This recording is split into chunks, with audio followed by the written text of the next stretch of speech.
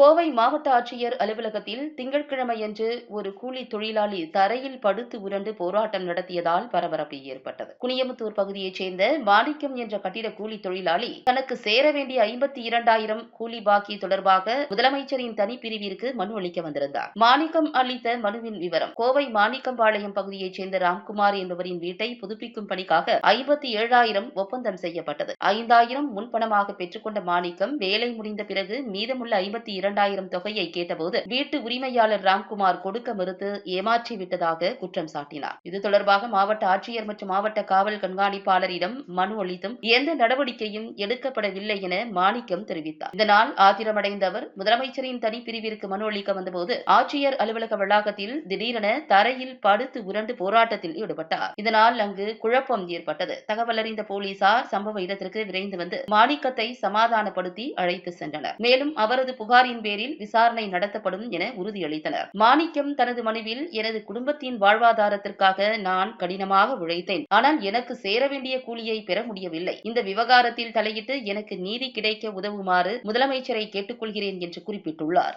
மனு கொடுத்தாக்கா நான் கூப்பிட்டு பேசவும் மாட்டாங்க, என்ன இலக்களிக்கிறாங்க. அங்க வா இங்க வாண்டா யாருமே கூப்பிடவும் மாட்டாங்க.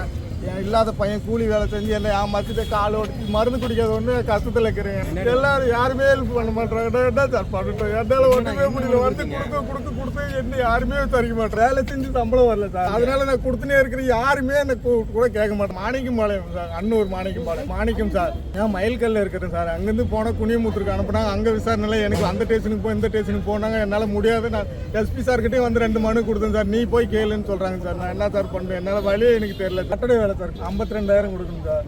அவர் எழுதி கையெழுத்து போட்டு கொடுத்துட்டார் சார். அந்த நம்பிக்கையில் தான் நான் வேலை செஞ்சு கொடுத்துட்டேன் சார். நோட்ல எல்லாம் இருக்கு சார். அவங்க வந்து பிச்சுக்கிறாங்க சார். அந்த பொறுப்பெல்லாம் எடுத்துட்டு வந்தாங்க. அதனால தான் இது மட்டும் எழுதி எடுத்துட்டு வந்தேன் சார். 4-5 முறை கொடுத்துருக்கேன் சார். அதெல்லாம் அட்டாச் வச்சாக்கா அவங்க இது பண்ணுறாங்க சார். அந்த அட்டாச் வைக்கும் போது அவங்க வானா இது பிச்சுன்னு கொடுக்குறாங்க. இதெல்லாம் கொடுக்காதீங்க, இது வெறும் மனு மட்டும் கொடுங்க அப்படின்றாங்க சார். பார்க்க அனுப்புகிறாங்க, சொல்கிறாங்க, கொடுக்குறாங்க. என்னமே இல்லை சார். நீ எத்தனை மனு கொடுத்தாலும் நான் என்ன பண்ணுறேன்றாங்க சார். அதான் முதலமைச்சருக்கு இந்த டேட்டாக எழுதி வந்திருக்கேன் சார். நான் என்னால் முடியல சார். ஒன்றும் முடியாமல் என்னால் ஒன்றுமே பண்ண முடியல சார். மருந்து குடிக்காத சூழ்நிலை நான் என்னுடைய கஷ்டத்தில் இருக்கிறேன் சார். பசங்களை யாருன்னு பார்ப்பாங்கன்னு சொல்கிறதுக்கோசரம் நான் உயிரோட இருக்கிறேன் சார். அதனால தான் சார் நான் இந்த நிலைமையில ஆளாகியிருக்கேன் சார். அவங்க மிரட்டுவாங்க சார். சும்மா சீமானு ஊற்றிக்கிறேன், பெட்ரோல் ஊற்றிக்கிறோம், அதெல்லாம் சும்மா நாங்கெல்லாம் உயிர் நினைச்சு போயிடும் சார். அவ்வளோதான்.